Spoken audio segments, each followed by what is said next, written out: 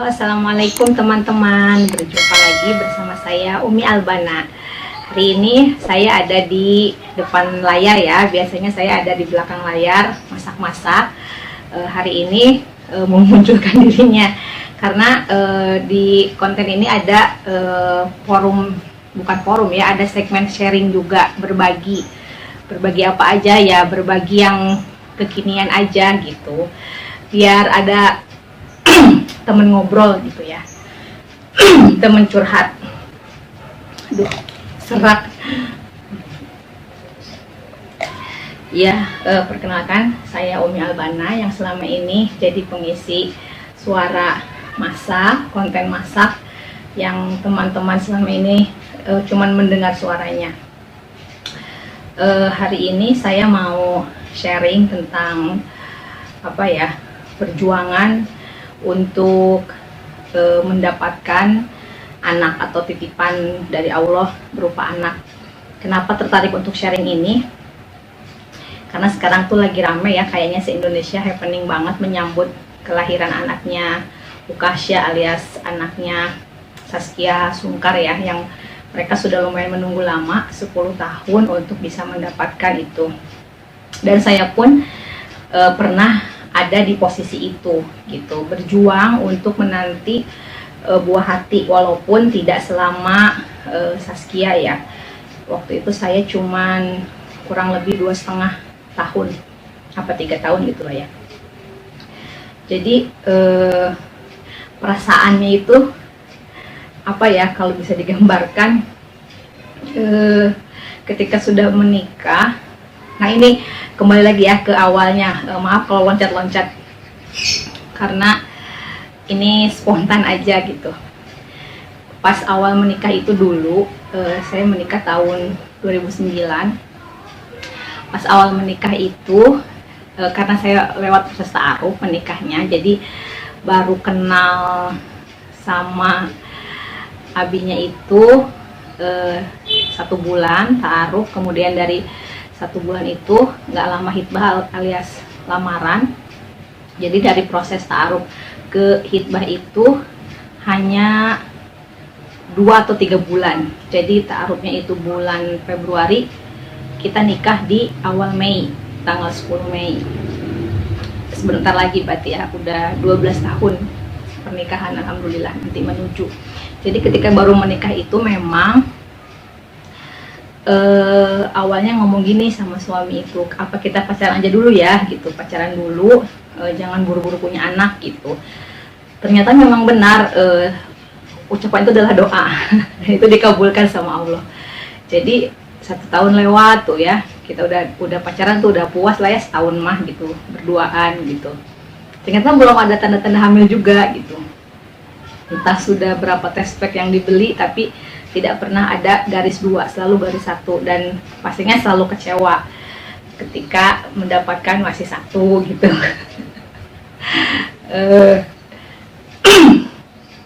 Kalau ada teman yang baru nikah terus udah hamil tuh, misalkan baru nikah sebulan 2 bulan itu hamil gitu.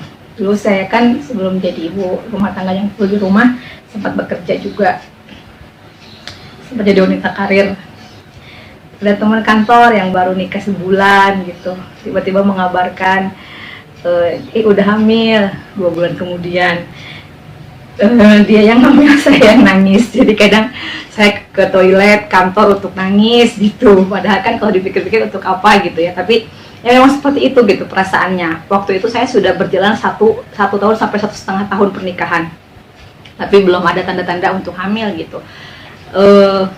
Capek iya, apalagi pas 1 tahun pertama, setiap pergi kemana-mana selalu ditanya ya, orang Indonesia itu pasti udah berapa anaknya, udah isi belum, udah hamil belum. Dan itu tuh menyakitkan gitu, karena yang ditanya seorang, yang nanyanya banyak gitu. Itu tuh melelahkan. I've been there, saya pernah ada di posisi itu gitu. Makanya saya sekarang sebisa mungkin kalau ada orang yang baru menikah, tidak untuk bertanya hal seperti itu, karena saya tahu seperti apa rasanya pengen seperti itu. Dibanding-bandingkan juga sering, masa kamu belum hamil juga, si itu aja udah hamil gitu lah. Kan siapa yang mau ya nggak hamil gitu, itu kan urusannya Allah gitu. Kita ikhtiar juga ikhtiar gitu. Terus sampai saudara bilang, ya udah kalau nggak hamil poligami aja suaminya gitu kan. Itu tuh menyakitkan banget gitu, nangis lah pasti ya. Walaupun di depan orangnya nggak nangis, tapi kalau udah pulang ke rumah ya saya termehek-mehek, saya juga perempuan biasa gitu. Nah, sampai akhirnya saya itu ada dalam kondisi tidak hamil tapi tidak haid gitu. Jadi selama 3 bulan berturut-turut saya tidak haid tapi tidak hamil gitu.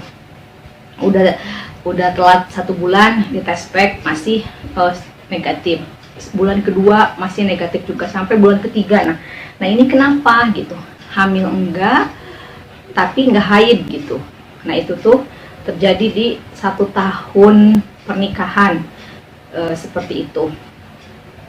Akhirnya diceklah ke dokter kandungan, yang mana pada saat itu suami pun belum settle ya kerjaannya gitu, karena dia pas melamar itu dalam kondisi pengangguran dulu dan baru masuk kerja. Ketika menikah itu alhamdulillah udah dapat rezeki. Nantilah next part ya saya cerita untuk itu. Nah, dan tapi alhamdulillah saya masih kerja walaupun gajinya ya nggak terlalu gede juga, tapi cukup lah kalau untuk sekedar jajan seperti itu. Jadi waktu itu saya periksa ke bidan dulu awalnya. Cuman kan kalau bidan nggak punya alat ya untuk meriksa seperti itu, akhirnya dirujuk ke dokter kandungan, ke salah satu rumah sakit ibu dan anak. Ketika dicek itu di USG transvaginal kan, nah ternyata ditemukan kalau sel telur saya itu kecil-kecil, banyak, tapi tidak bisa dibuahin gitu. Kalau kata dokternya kayak roda pedati katanya gitu. Ada banyak, ada 11 telur tapi kecil-kecil, nggak ada yang matang gitu. Jadi kalau nggak ada yang matang ya nggak bisa dibuahin gitu. Dan saya nanya, itu kenapa dok gitu? Itu biasanya terjadi karena ketidakseimbangan hormon. Dan kalau dari segi medis, saat itu saya divonis punya penyakit ovarium polikistik atau PCOS ya, polikistik ovarium syndrome. Itu terjadi karena ketidakseimbangan hormon. Kenapa? Penyebabnya adalah berat badan yang naik terlalu drastis.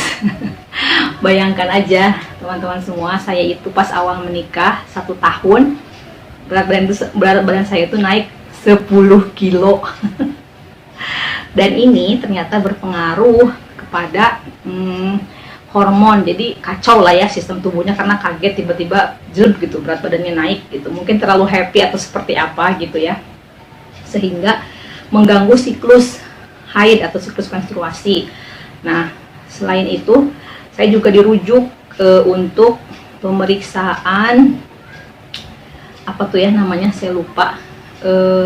Intinya diperiksa vaginanya itu, di rahimnya apakah ada sekat atau penebalan atau apa gitu. Itu dirujuk untuk periksa itu juga, kondisi rahim seperti apa gitu, apakah ada kista dan lain sebagainya gitu. Dan itu juga lumayan mahal biayanya.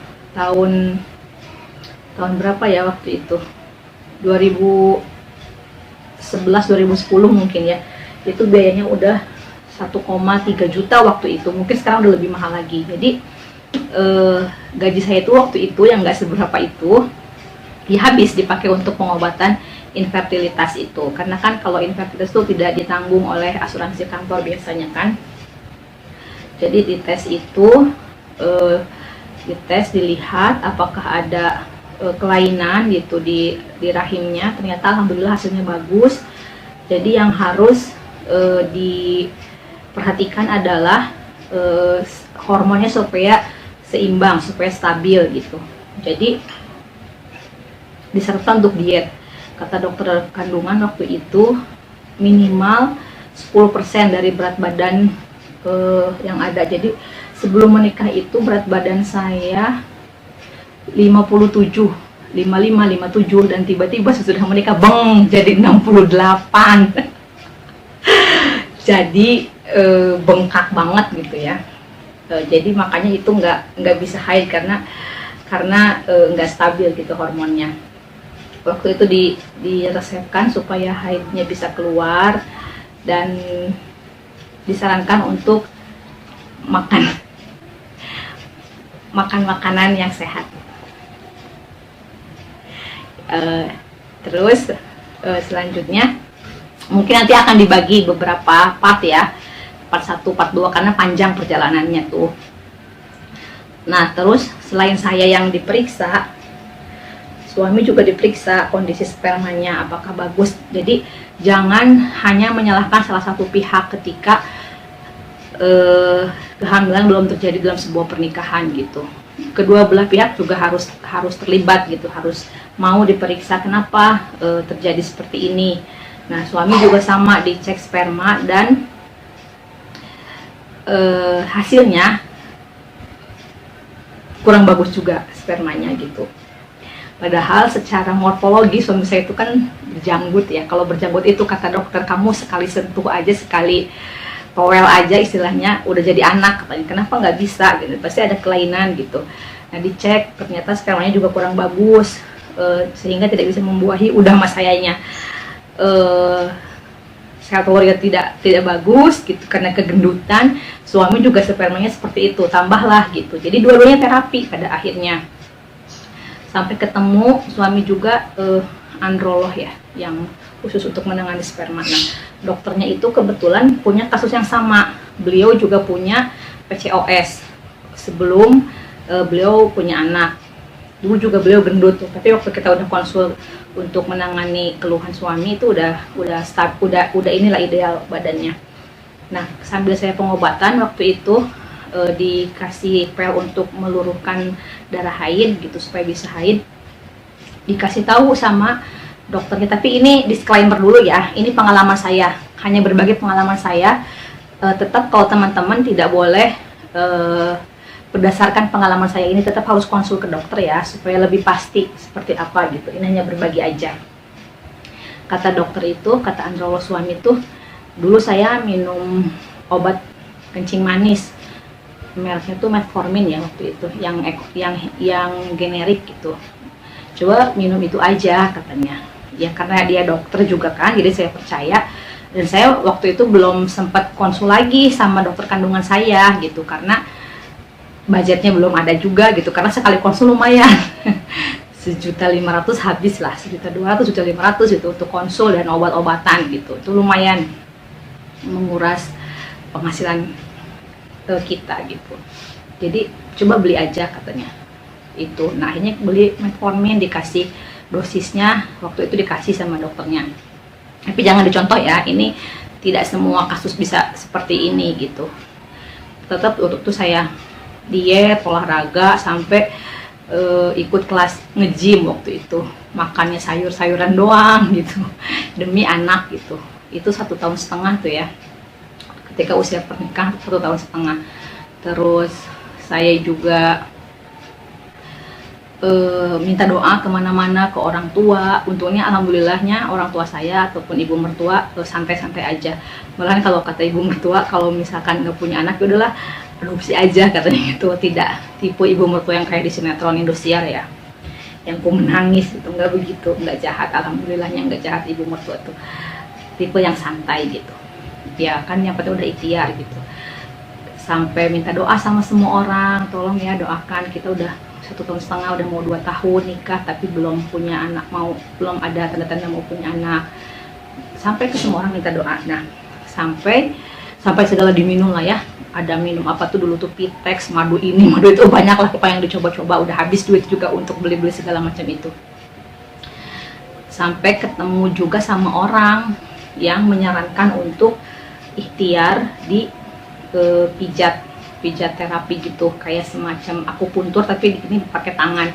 Coba ikhtiar ke sana katanya, udah banyak yang berhasil. Ya namanya ikhtiar lah ya, semua dicoba dan semua dilakukan.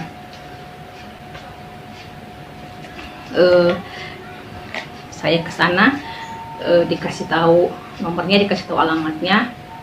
Suami pijit, saya juga pijit. Kalau ada yang mau tahu boleh nanti ya komen aja. yang masih mau berjuang, siapa tahu jadi jalan gitu. Ini ikhtiar kemana-mana ya, selain ke medis juga ke alternatif gitu, seperti itu.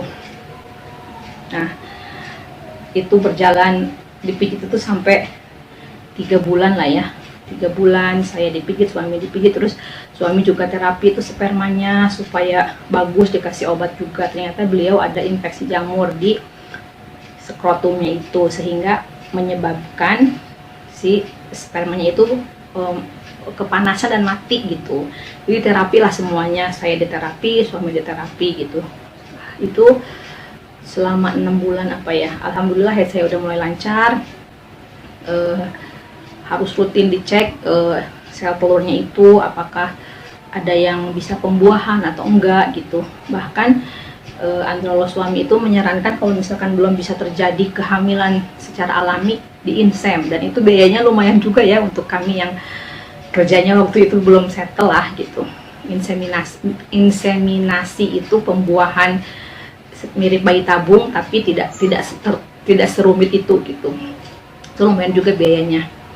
Ya udah deh dok, pasrah aja, yang penting saya ikhtiar dulu gitu. Nah lalu selanjutnya setelah itu apa yang terjadi? Ini udah lama kali ya, bosen nanti ngedengernya ya. Nanti dilanjut aja ya di part selanjutnya, karena ini udah mau azan asar juga di sini. Nanti ditunggu aja komennya, like dan share-nya, supaya nanti saya bisa melanjutkan untuk video selanjutnya. Itu aja, biar penasaran gitu. Itu aja untuk sharing kali ini. Nanti kita lanjut ke episode selanjutnya tentang perjuangan saya untuk mendapatkan momongan gitu ya. Semoga bermanfaat. Maaf atas segala kekurangan. Kalau ada yang masukan boleh tulis di bawah. Itu aja. Assalamualaikum warahmatullahi wabarakatuh.